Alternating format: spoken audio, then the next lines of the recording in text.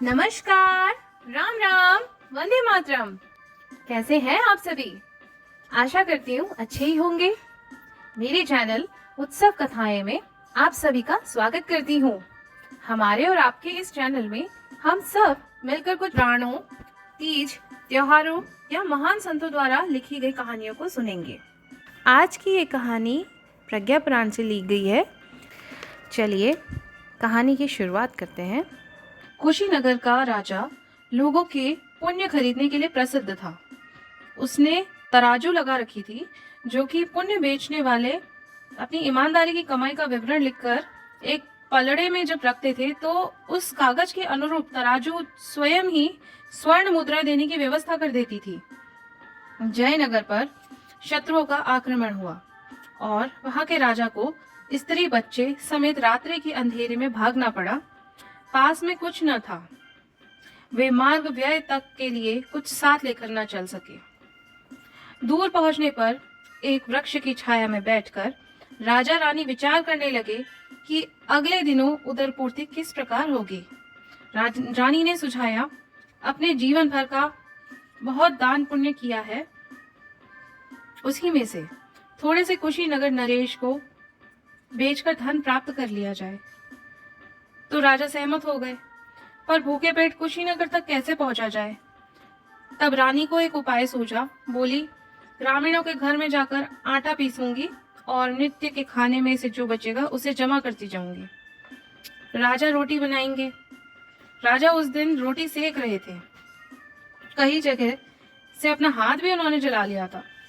भोजन के पूर्व ही एक भिखारी वहां आ पहुंचा। उसने जब शुद्धित मुद्रा में रोटी मांगी तो राजा हतप्रद रह गए। अगर यह भी दे दिया तो खाएंगे क्या? खाएंगे नहीं तो दूसरे राज्य कैसे पहुंचेंगे? रानी मदद को सामने आई।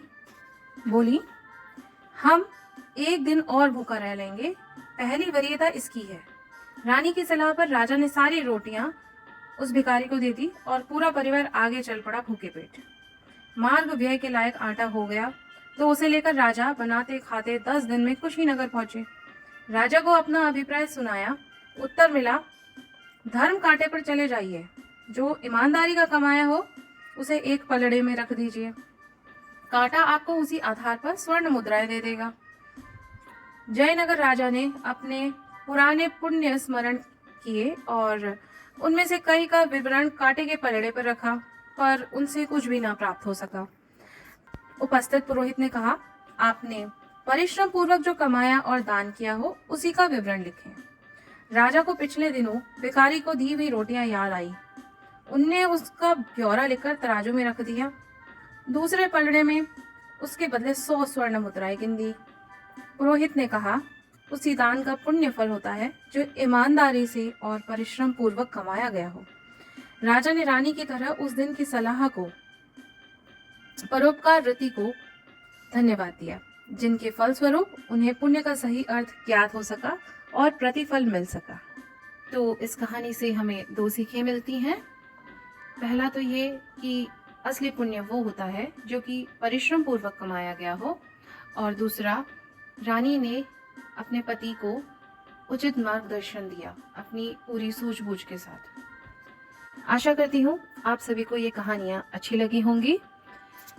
अगर आपको हमारी ये कहानियाँ पसंद आई हो तो कृपया लाइक, शेयर और सब्सक्राइब अवश्य करिएगा। तब तक के लिए फिर मिलते हैं किसी नए वीडियो में किसी नई कहानी के साथ। धन्यवाद।